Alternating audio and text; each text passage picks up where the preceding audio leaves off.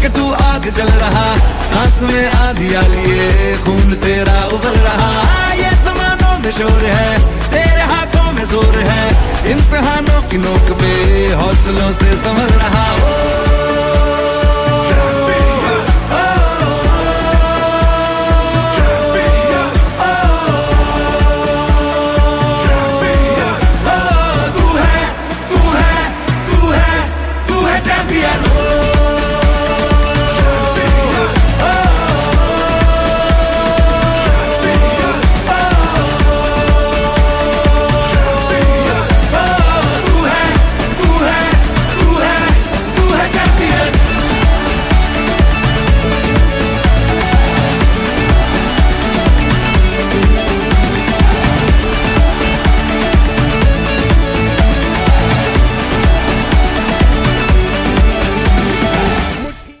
पंतप्रधान नरेंद्र मोदी यांच्या संकल्पनेनुसार भारतातील प्रत्येक कौशल्य असलेल्या खेळाडूला व्यासपीठ मिळालं पाहिजे, याच दूरदृष्टीतून माजी खासदार लोकनेते रामशेठ ठाकूर यांच्या नेतृत्वाखाली भारतीय जनता युवा मोर्चा पनवेल व उरणच्या वतीनं 23, 24 आणि 25 जानेवारी या कालावधीत भव्य क्रीडा महोत्सव अर्थात नमो चषक 2025चं भव्य दिव्य आयोजन उल्वानोड मधील सेक्टर 12 येथील रामशेठ ठाकूर पब्लिक स्कूलच्या पाठीमागील बाजूच्या मैदानावर करण्यात आलंय।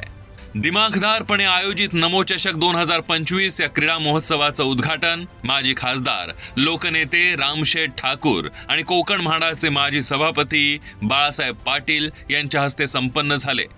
या प्रसंगी त्यांच्या समवेत पनवेल विधानसभा मतदारसंघाचे आमदार प्रशांत ठाकूर, उरण मतदारसंघाचे आमदार महेश बालदी, भाजपचे उत्तर रायगड जिल्हाध्यक्ष अविनाश कोळी, पनवेल तालुकाध्यक्ष अरुण शेठ भगत, ज्येष्ठ नेते YT देशमुख, नमो चषकाचे मुख्य आयोजक व पनवेल महानगरपालिकेचे माजी सभागृह नेते परेश ठाकूर, उत्तर रायगड युवा मोर्चाचे जिल्हाध्यक्ष मयुरेश नेतकर यांच्यासह अनेक मान्यवर उपस्थित होते। 3 दिवस आयोजित या क्रीडा महोत्सवात राज्यस्तरीय शरीर सौष्ठव स्पर्धा, खो खो, कबड्डी तसंच ॲथलेटिक्स स्पर्धांचा समावेश आहे। विनामूल्य प्रवेश हे या स्पर्धेचे एक खास वैशिष्ट्य आहे, तर खेळ आणि खेळाडूंच्या अनुषंगाने परिपूर्ण काळजी घेण्याच्या दृष्टिकोनातून नियोजन करण्यात आलंय। 3 दिवस आयोजित या नमो चषक 2025 मध्ये 7,000हून अधिक खेळाडूंनी सहभाग घेतलाय, तर या स्पर्धेत विजेत्यांना तब्बल 14,91,200 रुपयांची रक्कम आणि सन्मान चिन्ह देऊन सन्मानित करण्यात येणार आहे। या प्रसंगी प्रसार माध्यमांशी बोलताना माजी खासदार रामशेठ ठाकूर यांनी नमो चषक 2025 चे उल्वेनोड मध्ये आयोजन करण्यामागील आपली भूमिका स्पष्ट केली।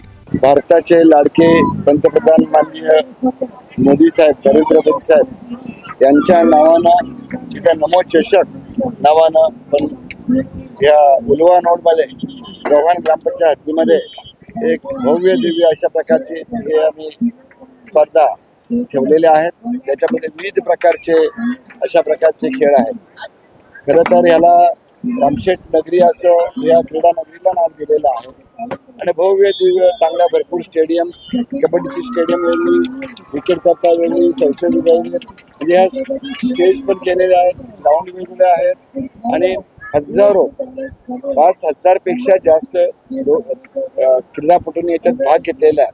7,000ची नोंदणी झाली, आजपर्यंत 5,000 आलेले आहेत आणि आणखी उद्या परवा 2 दिवसात दुसरे खेळाडू इथं येणार आहेत।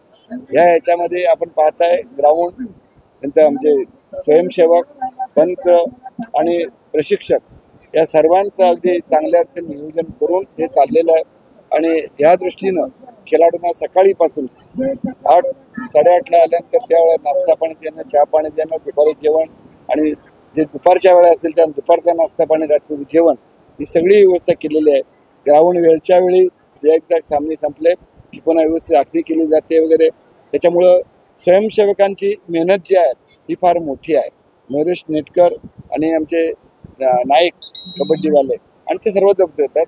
तर अशा प्रकारे यांची टीम जे आहेत युवक, पनवेल तालुक्याचे युवक आणि उरण तालुक्याचे युवक या सर्वांनी भाग घेऊन महिलांनी सुद्धा याच्यामध्ये चांगला भाग घेतलेला आहे। मुलींचे सामने सुद्धा येत होत आहेत आणि त्याच्यामुळं कार्यकर्त्यांचा संच मोठा असल्या कारणानं नियोजन व्यवस्थेनं मला वाटते हे सामने सगळे प्रकारचे जे क्रीडा स्पर्धा ज्या आहेत या नक्कीच यशस्वी होतील अशी मला खात्री आहे. खेळाडूंना आम्ही सांगितलंय मोठमोठी बक्षीस आहेत, हजारातली आहेत, लाखातली पण आहेत आणि ही बक्षिसं तुम्ही मिळवा.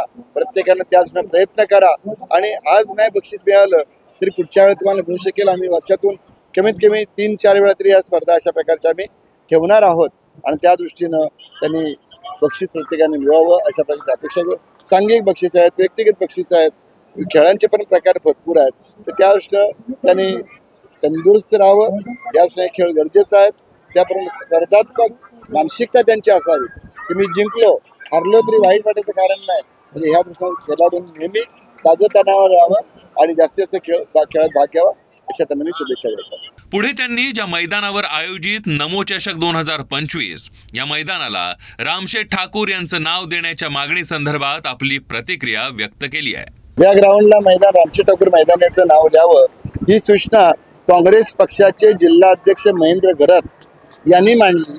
कारण ते पहिल्यापासून इथं जे आमचे या ग्राउंड करताना छत्रपती शिवाजी महाराज शिवस्निर्माण करतोय तर ते करण्याकरता आम्ही एकत्र बसून सर्व पक्षी मंडळी म्हणजे काँग्रेस, भाजपा, काँग्रेस, शिवसेना, शेकाप सगळे एकत्र बसून आम्ही ज्याला आमसभा असते त्यावेळेला चर्चा केल्या. 2017-18 पासून आम्ही याचा पाठपुरावा करतोय.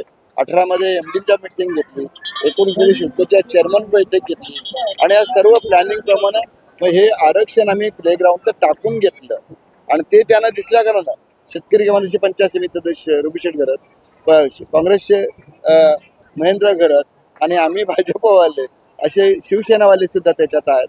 या सर्वांनी मिळून अशा प्रकारे हे ग्राउंड व्हावं अशी इच्छा दाखवली. मी ज्या प्रयत्न केले सर्वांना बरोबर आणलं, त्याच्यामुळे याचं नाव द्यावं रामशेठ ठाकूर मैदान द्यावं अशा प्रकारचं ठरलेलं आहे आणि तसा ठराव ग्रामपंचायत 2020 पासून झाला आहे. याच्या पुढली कार्यवाही सरकारकडनं मंजूर करून घ्यायचं ते आम्ही काम करणार आहोत. मुलांची सोय नव्हती आणि मुलांची सोय नसताना सोय करणं हे काय वाईट अशातला भाग नाही. इथं खेळण्यासारखं ग्राउंड नव्हतं.